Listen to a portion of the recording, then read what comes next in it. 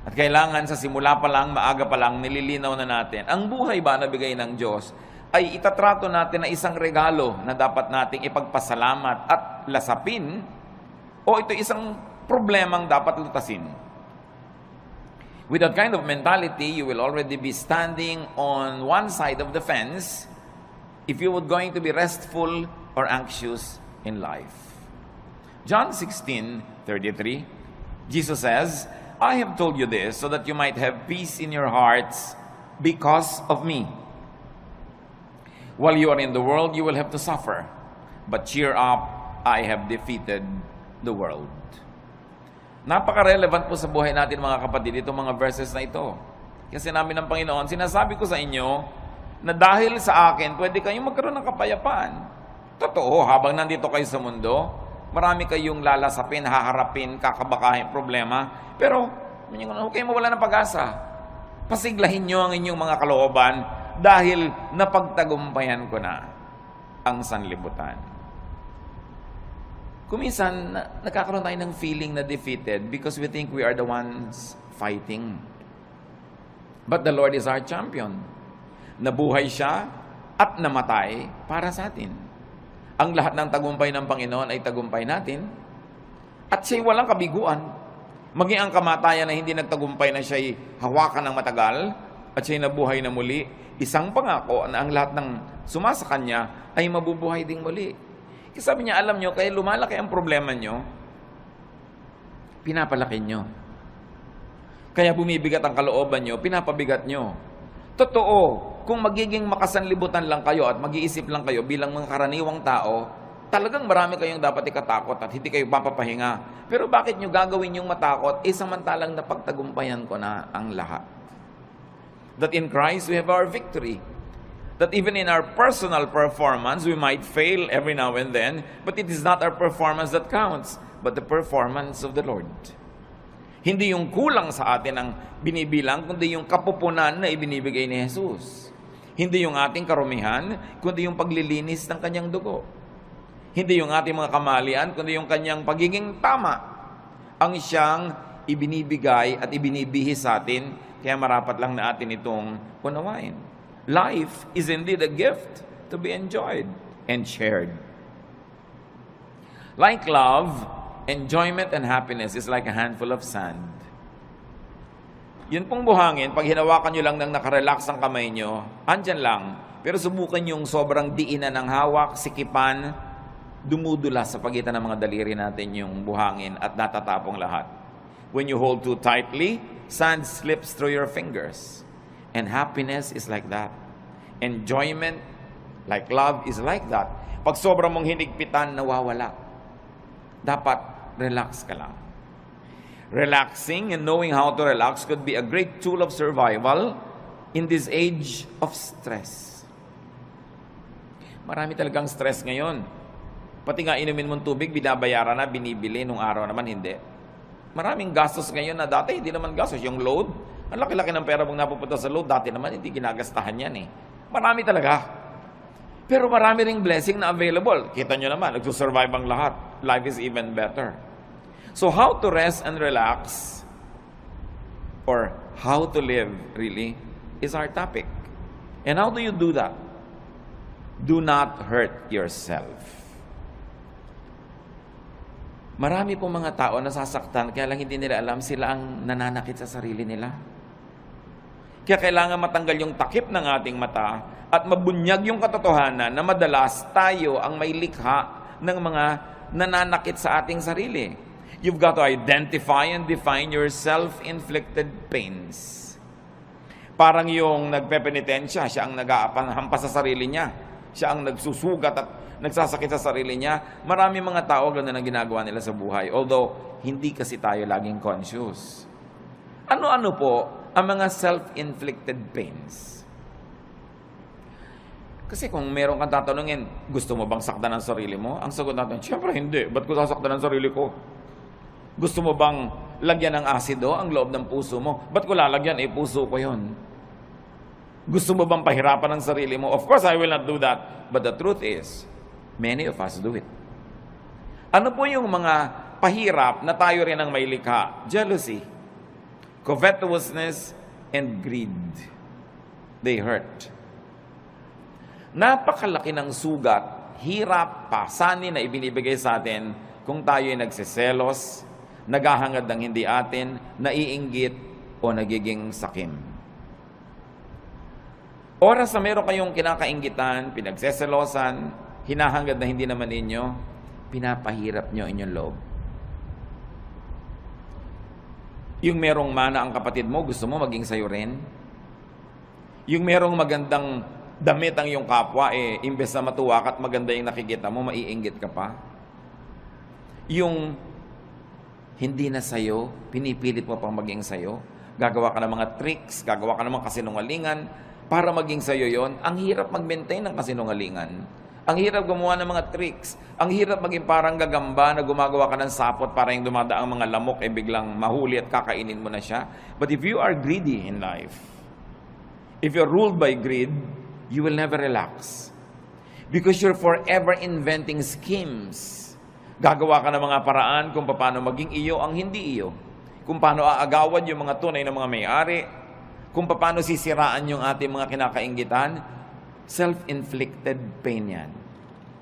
At gaano karami sa inyong high blood pressure, gaano karami sa mga cancer ng katawan natin na nagmula sa sobrang pahirap natin dahil pinapahirapan natin ang sarili.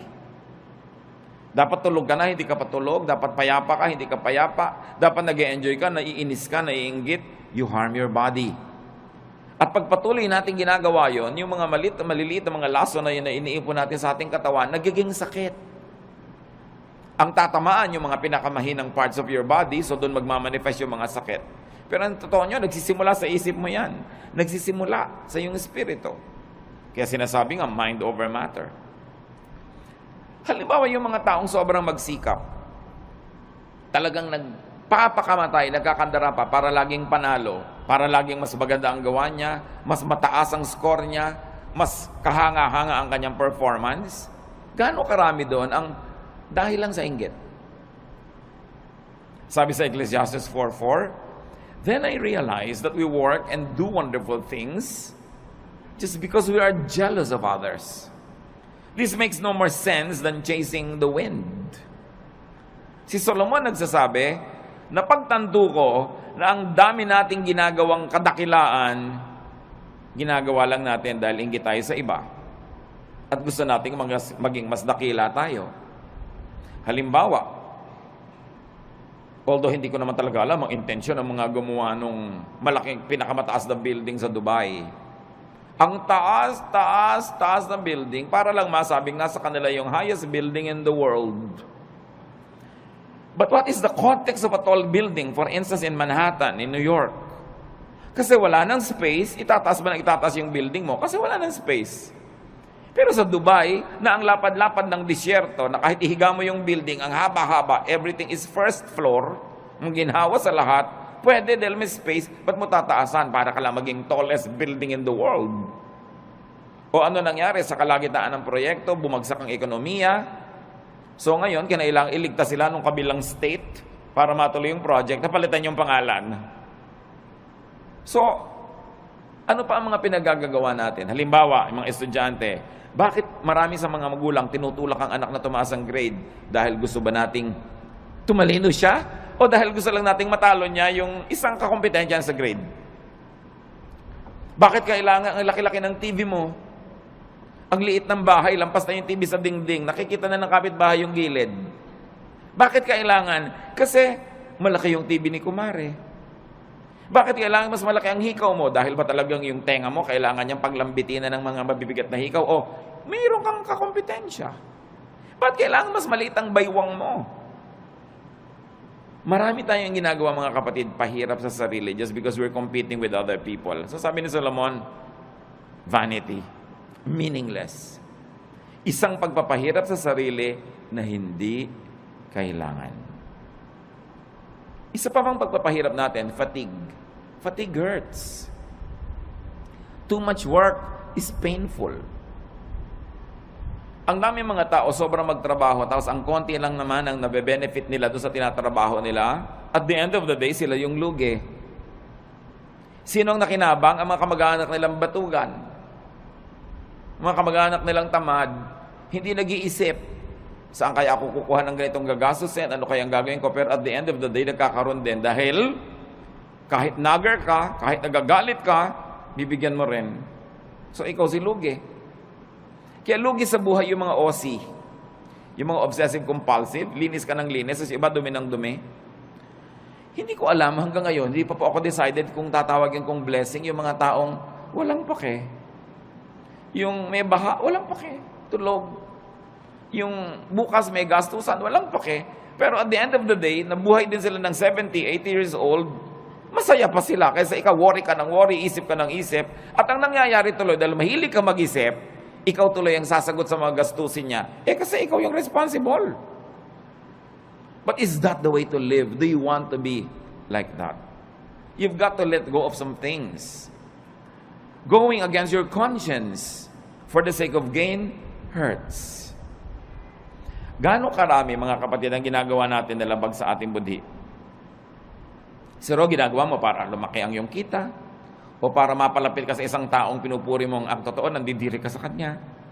Ginagawa mo, pero naiinis ka sa sarili mo at ginagawa mo yon. So, ba't mo ginagawa? Yung bang gain na mapapala mo doon is more than the loss. Pag kinompare mo yung napala mo at yung lugi mo, na nahirapan ng iyong loob, napagod ang loob mo, nakakasira ng kalusugan. Nakakasira ng sarili. Ano pa po ang mga pahirap natin sa sarili na hindi natin nare-realize? Strained personal relations. They hurt. Tuwing meron tayong kaaway, kagalit, and we maintain this kagalitan, hirap tayo. Dahil kahit matigas ang loob mo, kahit ka pa nagtatapang-tapangan, aminin mo, mas gusto mo naman friendly yung atmosphere. Mas gusto mo naman na kabati mo yung kagalit mo ngayon. Mas gusto mo naman na love ka niya kaysa hate. Kahit nagpe-pretend ka pa that you don't care, you care. Why? Because the Spirit of God lives in us. And that Spirit is hurt whenever things are wrong. Kung ang mga relasyon natin sa ating kapwa ay pangit, kaya kami mga tao nagpapagamot, laging masakit ang ulo, laging masakit ang likod, laging masakit ang ganito. Tanong mo, marami ka bang kaaway na kamag-anak, kaibigan? Opo. Hindi mo kailangan ng gamot. Makipagkasundo ka lang, baguhin mo ugali mo, gagaling ka. Kaya kami sakit, kahit inumin mo lahat ng isang drum ng mga gamot, kung lagi kang nakikipag-away, lagi kang may kaaway, may gusto kang sugurin, defensive ka dahil may sumusugod sa'yo, magkakasakit ka. Kaya ang Panginoon nagtuturo, forgive, make peace. Sa palagay niyo, nagtuturo siya para tayo lugihin? No. Nagtuturo siya ng ganoon kasi alam niya, when you forgive, you relax. When you make peace, you relax. And when you relax, you will get well, even if you're sick. Or you will not get sick. And then it's to your advantage. Lahat ng turo ng Panginoon hindi para tayo madehado. Doon tayo panalo. Ang tulo ni Satanas, yun ang mahirap. Yung dapat ikaw ang panalo. Talunin mo siya. Dapat mas pataas ang score mo. Dapat mas mayabang ka sa kanya. Dapat mas malakas ka. Hindi ka mapapahinga. Pag lagi ka nakikipag-compete. And these are usually the burdens of and deception in highly professional vocations or in competitive endeavors. Yun ang pinag-usapan natin. Kaya nga kuminsan meron tayong kapatid o pinsan na masyadong baliwala, yung sobrang bahala na, sobrang hindi siya nag-aalala. Ang totoo, mas minsan humahaba pa yung buhay niya kaysa sa'yo. Siyempre, ayaw naman natin maging ganon. Pero meron tayo kahit konting dapat matutunan doon sa mga taong marunong magsawalang bahala paminsan-minsan. Kasi pwede mong punuin ang buhay mo ng puro takot. Pero anong mapapala mo? Obserbahan nyo sa aeroplano, pag magte-take off, iba-iba reaksyon. Meron talagang yung naninigas ang panga, nananalangin ng hindi matapos-tapos. Minsan magdalangin ka ng isang beses, tapos tama na. Ba't walang patid? Para ka nalang laging natatakot, nagte-take konting tagtag ng aeroplano, takot at takot. Meron naman, kain ng kain, may natutulog. So, pare-pareho rin yung darating. Kung 1 oras kayo sa loob ng aeroplano, o 5 oras, o siyam, pare-pareho rin naman kayong lalabas sa aeroplano na yung pag nag-landing, pero ikaw hindi ka nag-enjoy kung warrior ka. Because it's in your mind. Kaya nga po sabi ko doon sa mga laging natatakot, to myself included sometimes, when you get tempted to be afraid, may kilala ka na ba? Personal na kilala mo na namatay dahil sa plane crash? Wala pa akong natatawang na yes ang sagot. May kilala ka nang namatay dahil nabundol ng tricycle. Meron. Meron kilala ka nang namatay na nasa kama lang, binangungot, namatay. Meron. May kilala kang nasa ospital, naliligid ng mga doktor, namatay. Marami. Yung pala, mas marami doon. Di mas matakot ka matulog. Mas matakot ka maglakad sa kalye. Ba't pagsasakay ka, takot na takot ka because you're psyched yourself up to be afraid while flying is the safest way to travel. So it's all in your mind. Ba't mo papahirapan na yung sarili? Kung pwede ka naman mag-relax. And besides, kahit mag-worry ka, makokontrol mo ba yung hangin, yung aeroplano? No. So meron tayo dapat na punto na pwede tayong magsawalang bahala. Total, wala ka rin naman magagawa kahit sikapin mo na bahalain mo yun, hindi rin pwede. Worry hurts. When you worry so much. So do not worry. Do not play God. Ano po ang kinalaman, mga kapatid, ng worrying and playing God? Making things work is God's role. Yung hindi mo control, katulad nun, lumilipad ka na, hindi mo control yan eh. So hayaan mong God ang mag-isip doon. Colossians 1:17, God's Son was before all else, and by Him, everything is held together. Sa pamamagitan ng Diyos Anak, ang lahat ng bagay ay nagkakakapit-kapit, nagkakalakip-lakip, umaandar ang mundo, umaandar ang sinukob, umaandar ang creation dahil sa Diyos Anak. Hindi dahil sa iyo. So kung meron dapat mag-worry how to make things work, siya, hindi ikaw. Ang dapat mo lamang gawin, yung papel mo. So kung engineer ka, i-check mo kung maganda ang makina ng mga aeroplanong chine-check mo. Kung ikaw ay may papel, gawin mo yon, at pagkagawa mo nun, leave the rest up to God. Kaya mahalaga, ginagawa mo lang yung papel mo. Sabi nga ng Desiderata, the universe is unfolding as it should. Sisikat ang araw bukas, tulungan mo man o hindi. At lulubog yun bukas ng gabi, pigilin mo man. Aandar ang lahat. Mag-global warming kung kailangan mag-global warming. Magkakaroon ng bagyo at aalis din ang bagyo. Babaha at huhupa ang baha. Lahat pa ulit-ulit lang na mangyayari. Hindi mo yung problema kasi hindi ka ang Diyos. Ang problemahin mo lang yung munting daigdig where you move, where you can make a difference, and then leave the rest up to God. Sabi ng Jurassic Park, life finds a way. Mga magulang, nag-aalala tayo, naku, yung anak ko aaten ng picnic, baka mahulog. Mangangunyapit yun. At pag nahulog na yun, aahon uli yun kung saan man siya nahulog. Baka siya malunod, lalago yung pilit. No? Gagawa siya ng paraan because life finds a way. Minsan ang takot ng mga magulang, mamatay siya ng hindi pa matatanda yung mga bata dahil hindi maaalagaan. Aalagaan din nila ang sarili nila. Kahit hindi mo alagaan yung mga batang yan, nakadikta sa kanilang kalikasan, aalagaan nila ang sarili nila. Pag may nahipo silang mainit na plancha, siyempre kahit hindi mo sabihin, tatanggalin nila yung kamay nila. Nakasulat sa atin yun. We were wired to survive, to reproduce, and to live the cycles of life that are assigned to us. So hindi natin dapat masyadong inaalala yan. Nakatakda yan. Huwag mo alalahanin ang shape ng bulkang mayon. Magiging perfect pa kaya yan ng matagal? Paano kung sumabog? May mga nagagano, nagwo-worry. Anong gagawin mo? Tingnan mo na lang siya. Kung hindi na siya perfect, tabi-tabingi, find another beauty in it. But enjoy it while it lasts. Maybe you have a provider complex, or a protector complex, or a teacher complex, but do it only up to a point. Do not overdo being a provider. Because even if you don't provide for your loved ones, they will find a way to continue living. Even if you don't protect them all the time, God designed them to protect themselves. You don't always have to be the teacher. You don't always have to be the moralizer, the one who says the right thing, because they will also hear it from other sources, aside from they will hear it from their conscience. So don't play God, that's what we mean. Iinom ka ng gamot, inumin mo, manalangin ka, and let it work. Huwag mong alalahanin. Huwag mong buksan yung mga benda ng sugat mo para tingnan mo kung naghihilom na yung sugat mo. Dahil lalo na namang mabubulat-lat, dudugo lang. Let it heal by itself. Just do your part. It's important. Because when you over-worry, you get too tired and fatigue hurts. Pag pagod ang tao, bumababa ang immune system. Madali kang magkasipon, madali kang magkaroon ng mga sakit pag pagod ka kasi bumababa yung panglaban ng katawan mo sa mga invaders. Kaya dapat nagpapahinga. Observe design and load limits. You have to rest. Sa mga may mga bayani complex, rest. More work sometimes means more income, but often it means less happiness.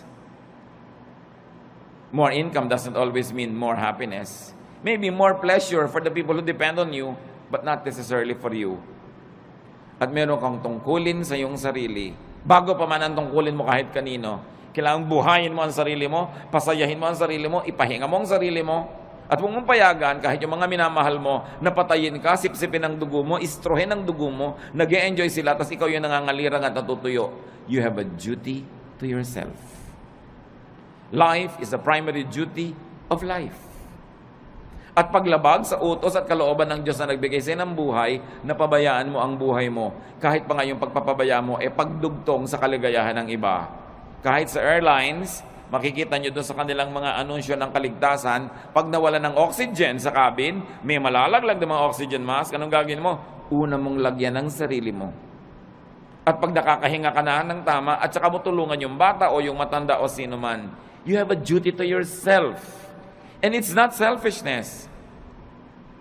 You were wired and created by God to protect the life that was assigned to you to protect. Yung ibang tao, ipoprotect nilang life nila. Sometimes we are overprotective But they will protect themselves because they too were wired to protect themselves. So do not overwork yourself. Rest from overwork. Learn appropriate contentment with what you make. Yung mga iba, lalo mga professionals, may kasabihan nga ngayon, dahil alam niyo sa Korea, South Korea, sobrang modernization at sobrang materialism tuloy dahil puro pera. May kasabihan ngayon doon, a Korean man gets stomachache when his cousin builds a new house. Dahil naiinggit siya, bakit may bago siyang bahay? Anong problema ko? Ba't di ako nakakapagpagawa? So papagawa din siya. The competitiveness is too much. That's why one of the highest rates of suicide dyan. Dahil sa competitiveness. 1 Timothy 6:6-7, and religion does make your life rich by making you content with what you have. We didn't bring anything into this world and we don't take anything with us when we leave.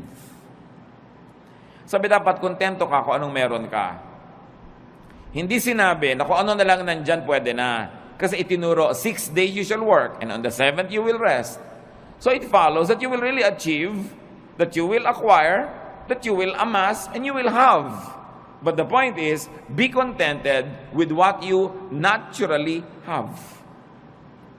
So kung ito pa lang yung kinikita mo ngayon, ginagawa mo naman yung best mo, huwag mo i-compare sa kita ng iba to the point that you will kill yourself trying to beat that other person and trying to make more. Kaya nga sa mga highly professionalized fields, totoong-totoo yan, ang daming may ulcer, ang daming may insomnia. So they squander their youth trying to make money, and when they are old, they use all their money to become healthy again. So mahalaga, iniingatan mo yung katawan mo na may limit ang pwede kong gawin. Hindi ako pwedeng lagi nagpapakabayani. Hindi ko laging sosolve ang problema ng daigdig. I will have a healthy level of self-preservation. Do not strain yourself to make now what you should still make tomorrow. Yung kikitain mo pa bukas, huwag nang kitain ngayon. Magpahinga ka naman.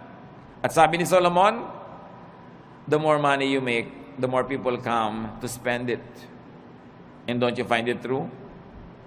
Nung maliit ang kita nyo, hindi kayo pinapansin ng mga tao, so yung maliit na kita nyo, kasya sa inyo. Nung lumaki-laki, biglang naalala na ngayon ng nanay mo na malaki yung kita mo, naalala ng kapatid mo, naalala ng pinsan mo, heto na ngayon nakadaing sa'yo, nakahingi. Lumaki palalo ang kita mo, pati mga pinsan mo ngayon nagdadatingan na para makihalo at makikuha sa mga kinikita mo. So ikaw ang mag-isang nahihirapan, nagdurusa, Yung iba ibinebenta ang kaluluwa, ginagasgas ang muka, sinasaktan ang sarili para kumita, tapos ang daming humuhot-hot. Do you like that? Pag marami kang kinikita, maraming makikiparte. Dadaming kamag-anak mo, maraming tutuntun sa'yo. Hindi naman masama maging matulungin tayo, but making more money at the expense of your health and peace does not always benefit you. Probably it benefits other people. And this is not what you want to happen in your life. Do not strain yourself. Natural lang dapat. At sabi ng Panginoong Jesus, let the day's own trouble be sufficient for the day. Tomorrow will be another day. Another problem with a solution. Do not try to solve the problems of tomorrow with today's solution because today's solution is only for today's problem.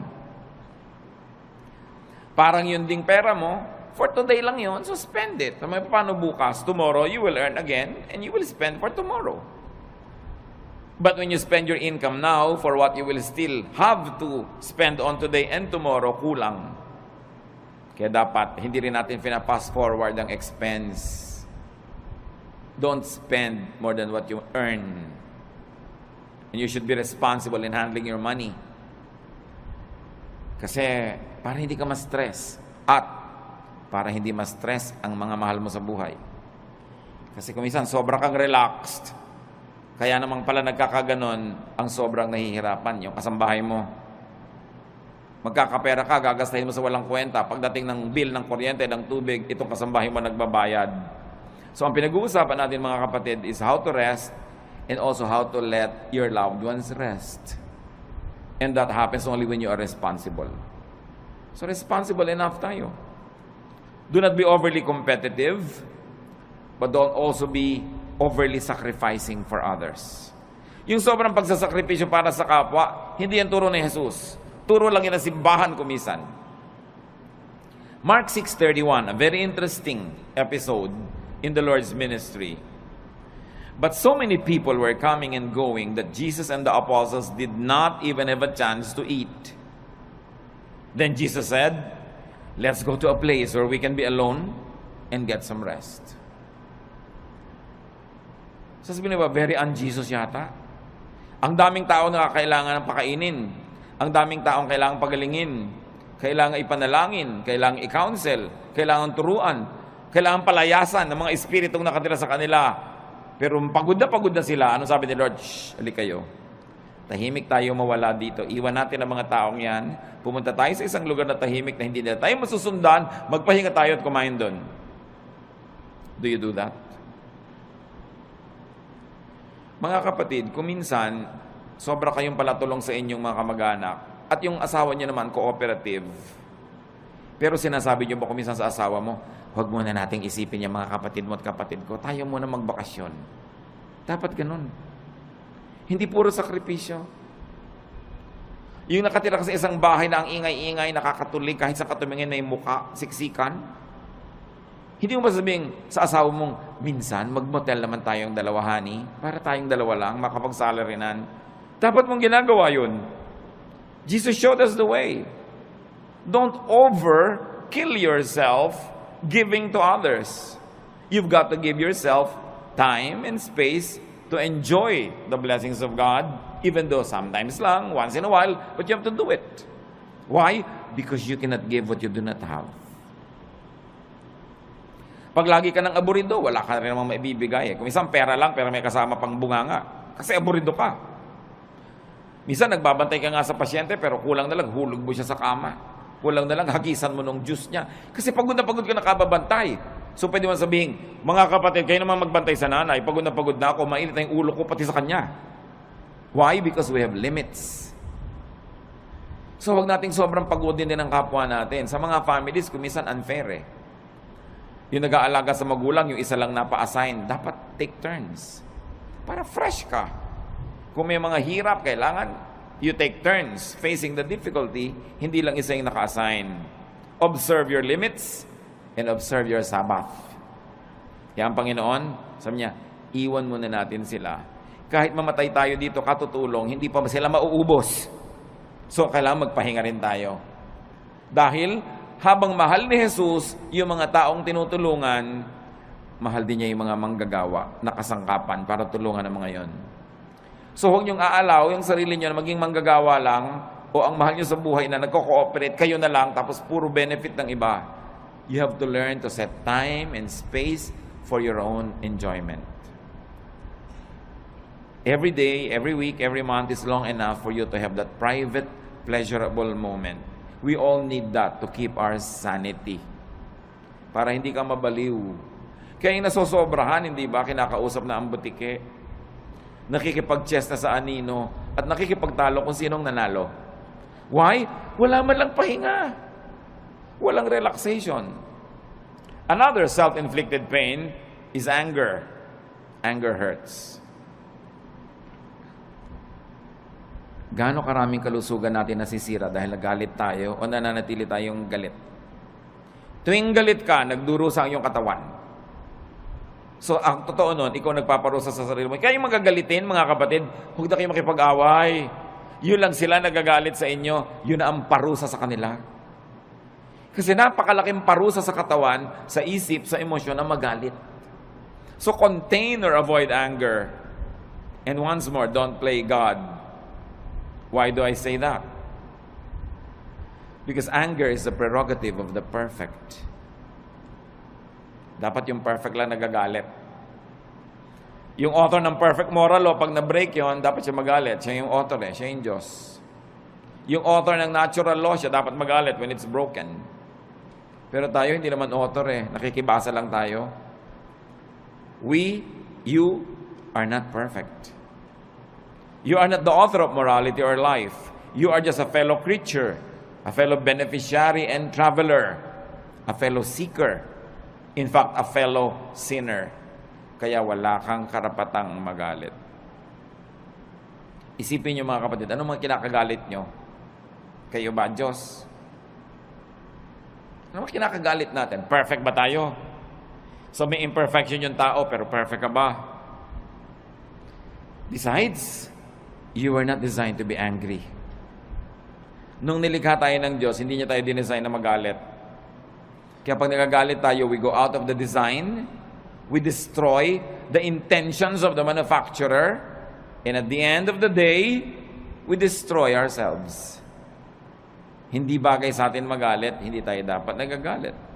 Your bodily system goes awry when you get angry. Nagkakasira-sira, nagkakawasak-wasak ang nervous system, electrical and chemical balances of your body naiiba pag nagagalit ka. Kaya mga ibang nagagalit, they become, sabi nila, temporarily insane.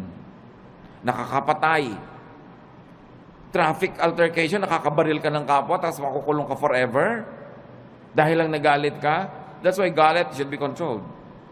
And your bodily system, including your soul, gets damaged when you stay angry. So, dapat hindi magalit, at tapos kung nagalit na, dapat hindi tagalan. Kaya ang sabi sa Bible, do not go to bed while you're still angry. Do not let the sun go down on your anger, which means, huwag mong patagalin yan. Pero yung merong nagdaramdam sa inyo, 7 taon na, gusto nyo bang tumapa kayo sa tamtax at huwag nyo alisin sa talampakan nyo ng 7 taon? Ito yung naglalakad kayo, kumikirot, dumabaon, nagnanana.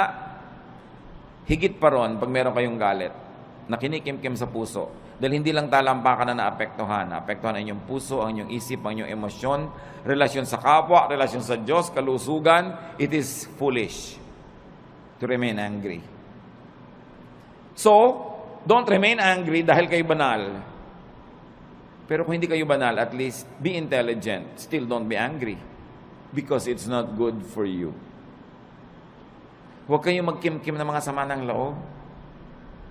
Ibulalas nyo kung kailangan ibulalas o ipatawad nyo na lang, pero huwag nyong kimkimin. Huwag nyong kimkimin. Naranasan nyo na ba na mapapadighay kayo, hindi nyo maidighay-dighay? Di ba ang hirap kimkimin? Subukan nyo magkimkim ng sinok. Ang hirap.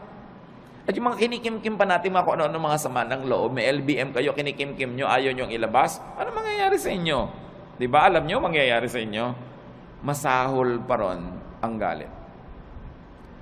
But Satan is so deceptive that we don't realize that simple anger is destroying us. Pag nakita mo yung tao, tumataas ang presyon mo. Pag naalala mo siya, nawawalan ka ng ganang kumain. Baka maging violente ka pa. Lugi ka.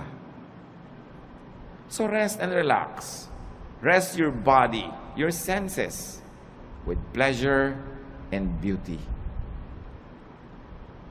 Kaya kailangan natin ng kagandahan. Kailangan natin ng kasiyahan. Observe the human body. It's really a fun machine. Pag tinignan mo ang bawat bahagi ng iyong katawan, it's a fun machine. It was designed for sensual experience, which religion demonizes, but the law of nature is the purest law of God. So ginawa ka niya ang body mo na may mga kiliti, may mga saya. Bakit pagka inom ka, mayroon pang masarap na temperature? Pagkakakain ka, may masarap na lasa? May tamang alat, tamang asim? Bakit pag may tinitingnan ka, dapat maganda yung shape, tama yung kulay? Pag may pinapakinggan ka, hindi noise, dapat music. Bakit nilagyan tayo ng Panginoon ng iba't ibang senses? For us to enjoy those senses. So, you relax your body with beauty. Nililinis mo ang bahay mo para maganda, mabango. Nililinis mo ang kapaligiran, inaayos mo. It's great therapy. Please your eyes, your ears, your palate, your taste, your nose, your skin, your body. It is not ungodly. Why? Because our spirit lives in this body. Kung ang gusto ng Panginoon, spirito ka na lang, di dapat sumakabilang buhay ka na. Tanggalin na yung spirito sa katawan. Pero inaalagaan natin yung katawan. Akala ng iba, pag relihiyoso ka, ini-ignore mo yung katawan mo. Taking care of your body is one of the highest forms of spirituality. Because your body is a gift from God. It is even called temple of the Holy Spirit. Do you want the temple to be ugly? Do you want it to be disorderly? That's not what you want for your temple. Psalm 139:14, and I praise you because of the wonderful way you created me. Everything you do is marvelous. Of this, I have no doubt. So people will be people, humans will be humans. And it's not wrong to be human because we were created to be so. Do not pit spirituality against sensuality. Ang tunay na espiritualidad ay hindi puro pagtitimpi at pagde-deny ng senses mo. Inilagay yan for your enjoyment. It is a gift. And in fact, the senses are also doorways to the spirit. Marami mga sensual experiences nagiging pinto para pumasok ka sa spiritual world. Halimbawa, ang ganda-ganda ng worship singing. Di ba nadidinig yun ng tenga? But because you hear it and it's beautiful, you are transported in a spiritual way to the point that you say, I heard God. I saw God. I felt God's love. I was ministered to. Na-bless ako. Tenga pa lang yun. Kaya napakalaking krimen sa mga musicians sa church na hindi nagpa-practice. Kasi paano mo itatransport yung mga tao to a spiritual level kung tunog mo pa lang nayayamot sila dahil mali. So imbes ikaw makalimot sa sarili at madala ka sa spiritual level, hindi ka makalimot-limot dahil kitang-kita mo, dinig na dinig mo yung mali. Nagiging critical ka patuloy, nagiging palapintas, nagkasala ka pa. Pero kung maganda talaga yung music. There was a long stretch in my spiritual life na ang talaga nagdala lang sa akin, mga kapatid, kanta ng choir. Umaattend ako ng church na yun ng kung ilang taon, nung isang attendee ako. Bihira naman ako talaga mabless doon sa message. Boring talaga. Bihira talaga ako mabless sa ibang nakikita ko, pero inaabangan ko lang yung kanta ng choir. And that sustained me for a long, long time. It was enough food for me. But can you imagine kung maganda na yung kanta ng choir, maganda pa yung message, mabait pa yung kapatiran, mabango pa yung church, maayos pa lahat? Grabing, maraming pinapasukan sa senses natin yung blessing ng Diyos. Kaya hindi ba may aromatherapy? Pagpupunta ka sa mga spa, ano pong gusto nyo? Yung nakakapagpahinga, yung nakakagising, yung nakakatulog, kung ano-anong maipapaamoy sa'yo, pipili ka ng scent. Because through the nose, the spiritual world becomes real. Kaya kung nakatira ka sa mga lugar na ang baho-baho ng paligid, di ba away ng away ang mga tao doon? Kasi pag amoy mo, nasa utak mo na agad yung baho. Sa palagay mo, kung puro baho ang naaamoy mo, babait ka. Ang hirap. So you don't deny the senses. and use the senses to rest. So kung makikinig ka ng magandang music, may naamoy kang mabango, may nakain kang masarap, kahit hindi mahal, mapapahinga ang katawan mo. At yung pahinga na katawan, tinatahanan nyo ng espiritong payapa. Kahit gaano kataas ang espiritu mo, kung nasan yung katawan mo, dun yun pupunta. So kung ang baba-baba ng level ng katawan, nahihila niya pababa yung spirit. Kaya sinasabi, the spirit is willing, but the body is weak. So the body has to be strengthened with pleasure, with rest, with cleanliness, with righteousness. So indulge your senses. It's an act of union with your Maker. Kung gustong makipagniig sa atin ng Diyos, diyan siya pumapasok sa mga pinto na yan, sa senses natin at sa ating brain.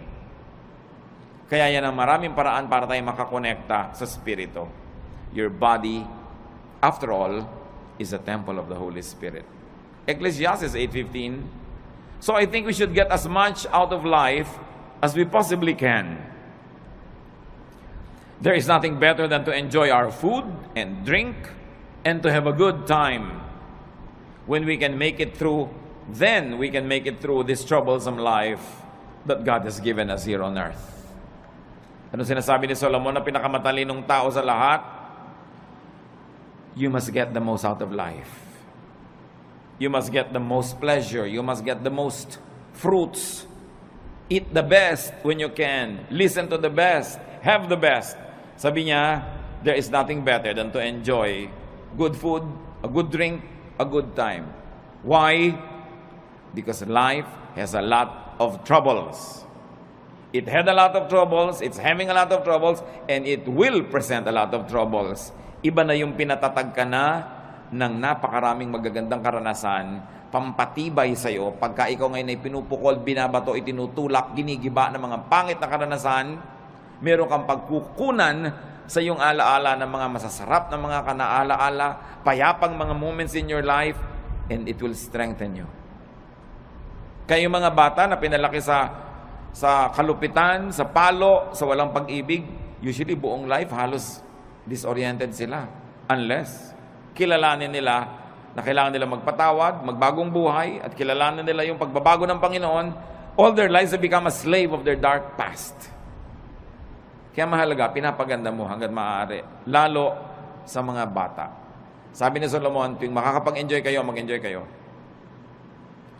Kasi may mga panahon, kahit may pera kayo, wala kayong gana. Makakabili kayo ng pagkain, pero magaan lalamunan nyo. So ngayong may pambili kayo at meron kayong gana, eat. Bata kayo, kaya nyo yung mamasyal, pumunta doon, gawin nyo yun. Basta binabalansin nyo lang ng tamang pagtatrabaho, responsibility, faithfulness to God. Meron ka ngayong kakayanan na mag-enjoy, enjoy it. Dahil ang bukas hindi mo alam kung pwede mo pang ma-enjoy. Food and drink and good times need not be expensive. Food and drink and good times need not come from damaging toil and overwork, and it need not be paid for with a damaged body and a bruised soul. Hindi totoo ang chismis na kailangan mo pa magkasala, magnakaw, gumawa na masama para ka mag-enjoy sa buhay. Maraming bagay na libre at maraming bagay na hindi naman mahal. Ang kailangan lang baguhin natin attitude. We must remove from our value system the notion, the mistaken notion that spirituality means suffering all the time. If God likes you to suffer, bakit niya lagyan ng nerve endings ang iyong katawan that is meant for enjoyment? Because God likes us to have a good life. No eye has seen, no ear has heard, no mind has conceived what God has prepared for those who love Him. Another way to relax and how to live is to rest your spirit by doing good. Ephesians 2:10, we are God's workmanship, created in Christ Jesus to do good works, which God prepared in advance for us to do. Sabi, likha tayo ng Diyos. Nilikha kay Jesus para gumawa ng mga mabuti at yung mga magagandang gawain natin, inassign na noon pa man, bago pa tayo sinilang. So may assignment tayong lahat na gagawing mabuti. At pag hindi nyo ginagawa yon, may bahagi ng inyong puso na lamukot, lukot, tiklop, pipi, nagdurugo, nasasaktan, may kirot. Kasi wala ka sa design. Dapat hanapin mo, kapatid, ano yung assignment mo sa mundo, anong mission mo. Sa buong buhay, sa isang taon, sa isang buwan, sa isang linggo, sa isang araw, sa isang oras, nag-iiba-iba yung mission na yun. Lagi ka lang sensitive. Anong maganda na pwede kong gawin ngayon, ang assignment ko kay Lord? Gawin nyo. Sasaya kayo. Basta ginagawa nyo ang kalooban ng Panginoon, may pera kayo't wala, malusog kayo't hindi, nag-iisa kayo o may kasama, may malalim kayong saya na tinatawag sa English na joy. It is not dependent on outward events. It is there in your spirit. Pero, pag alam na alam nyo kung ano yung mabuti nyong dapat gawin, tapos maang-maangan kayo, in-ignore nyo, di nyo ginawa, kahit may pleasure kayo, kahit may pera, kahit maganda yung kapaligiran, may nagluluksa sa inyong kalooban na hindi nyo pwedeng itanggi at itatwa. So, ang pinakamabuti sa tao, maging totoo sa espiritu, maging totoo sa sarili. Be in character, be true to form. You were not an accident. You were created before the foundations of the world by God's will. Hinintay lamang na lumabas ka sa panahon at sa lugar, pero meron ang kalooban ng Diyos para sa iyo at may assignment ka na. Dapat yung gawin, dapat yung hanapin. Pag hindi mo ginagawa yon, may pera ka man, mataas man ang iyong kalagayan, sikat ka man, may kulang. Parang naglalakad kang merong bato sa loob ng sapatos mo na natatapakan mo, hindi masaya, hindi masarap. Psalm 62:1, my soul finds rest in God alone. My salvation comes from Him. Hindi tayo mapapahinga hanggang wala tayo doon sa sentro ng kalooban ng Diyos. So huwag makipagtunggali, huwag lumaban, makiayon. Flow with the Spirit of God, enjoy the trip, enjoy life, do what you have to do good, be righteous, and then meet your Maker when time comes. There will be no regrets when you have lived a full life. Nabigyan mo yung dapat mong bigyan, nakain mo yung gusto mong kainin, which of course entails work. You have to work, you have to earn it, so that you will have something for yourself and more to give away. Kasama tunay na espiritualidad ang pagtatrabaho, yung pagiging responsible, but don't be overly responsible because you will only be full of stress. Marunong ka dapat magsara ng dapat isara, lumimot ang dapat limutin, magpatawad ng dapat ipatawad para nakapahinga ang iyong kaluluwa. Pero mahalaga, punuin ang buhay ng mabubuting gawa. Revelation 20:12, I also saw all the dead people standing in front of that throne. Every one of them was there, no matter who they had once been. The book of life was opened. The dead were judged by what those books said they had done. So lahat ng ginawa natin, ginagawa, gagawin pa, nakalista, at magiging basihan ng final judgment. Doing good places you in the path of God's blessings. Doing good gives balance and peace. Halimbawa, mga kapatid, nalilito kayo, gagawin ko ba mabuti o yung hindi mabuti? May masama sa akin, gagantihan ko ba ng mabuti o ng masama rin? Huwag na kayo malito. Gawin nyo na lang yung mabuti. Because God is a perfect accountant. Marunong siya mag-debit, credit, balance. Halimbawa, meron kang ginawa ng mabuti na hindi mo naman dapat gawan, sumobra. Sa palagay nyo, hindi ibabalik sa ni Lord yung sobra. Pero meron kayong dapat gawa ng mabuti, pero kulang ang ginawa nyo. Sa palagay nyo, hindi kayo sisingilin. Kumuha ka na lang ng tama. Huwag kang mag-alala na sumobra yung tama. Kasi, credit yon. Pwede ngayong itapal sa mga marami mong kulang sa buhay. Kaya sabi, just love. Keep loving people. Because love covers over a multitude of sins. Maging maibigin ka. Dahil yung pagiging maibigin, nagiging pantakip sa maraming kakulangan sa buhay. At pag pinag-aralan nyo yung word na pwede mong itanong, sino yung natatakpan ng pag-ibig? Yung iniibig o yung umiibig? Pareho. Pag tinignan nyo yung Greek word na ginamit doon, pwedeng gamitin both ways. Na pag maibigin ka, yung pag-ibig mo, natatakpan yung pagkukulang ng taong iniibig mo. At di ba totoo? Pag mahal nyo yung tao, na pagtatakpan ng pag-ibig nyo yan eh. Pero eto pa, pag maibigin kayo at umibig kayo sa kapwa, pati yung mga pagkukulang nyo, natatakpan. That's why love is the answer. And you know the other side of it, the opposite, hatred. Why hate when you can love? Pareho lang nakakapagod yan. Parehong kailangan mong investa ng emotion, ng kilos. Mas nakakapagod pa nga to hate. Pwede kang sumimangot, pero pwede ka rin ngumiti. Mas maraming muscle ang ginagamit pag naninimangot, kaya mas tatanda ka. So ngumiti ka na lang. Why do wrong when you can do right? It's not even a choice. It is so obvious that it should not even be a choice. So doing good places you in God's blessings. And doing good is powerfully therapeutic.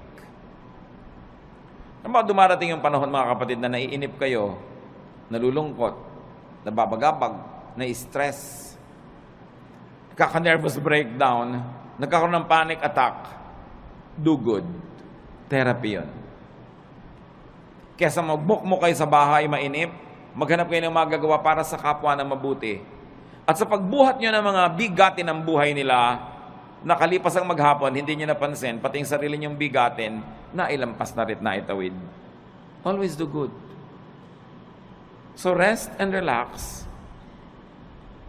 Ecclesiastes says there is a time for everything. Work correctly, rest correctly, plant and harvest what you plant, and enjoy the harvest and share the harvest with people. In being kind, don't be unkind to yourself. Allow and let and help others rest and relax. Huwag nyo lang po i-apply sa sarili nyo yon. Dapat din kung may duty ka, gawin mo yung duty mo para yung kapwa mo makapag-relax din. Pag mga bantay kayo, hindi ka nagbantay, di doble ang trabaho ng iba dahil yung pagpapabaya mo, kailangan nilang takpan. Mag-asawa kayo, responsable ang lalaki. Pag irresponsable yung babae, yung lalaki has to work double. Napapagod siya kasi nagpapabaya yung babae. Ganon din yung lalaki. Pag lalaki ka, hindi ka responsable, hindi mo ginagawa ang tungkulin mo, inoobliga mo yung asawa mong babae na siya ang gumawa ng dapat ikaw gumagawa. And it's unfair, it's unkind, and it will get back to you. Hindi ka man gantihan ng asawa mo, gagantihan ka ng langit. Again, because God is the greatest accountant. Debit, credit, balance. Magbabayad at magbabayad ka. Sa pagpapahinga natin, mga kapatid, tiyakin ninyo na hindi naman kayo nagiging pabigat sa iba, baka sobrang pahinga na yan. Kailangan responsible ka. And you must let others rest too by being responsible. Ama namin sa langit, salamat sapagkat pwede kami magpahinga. Maraming dahilan para kami mabahala, maguluhan, malito. Pero may isang dahilan para kami makarelax. At kayo yon. You are our God. You are our Creator. You're the author of life. You're God of heaven and earth. And you love us. Because of that, you guide us, you teach us, you correct us, and you balance our lives. Turuan niyo kami, Panginoon, na gawin ang dapat namin gawin bilang nilalang at magkaroon kami ng wisdom na ipasa inyo yung para sa inyo na siyang lumalang sa amin. That we should just be responsible humans but not play God. We should observe our limits and enjoy each day as we also do good things each day.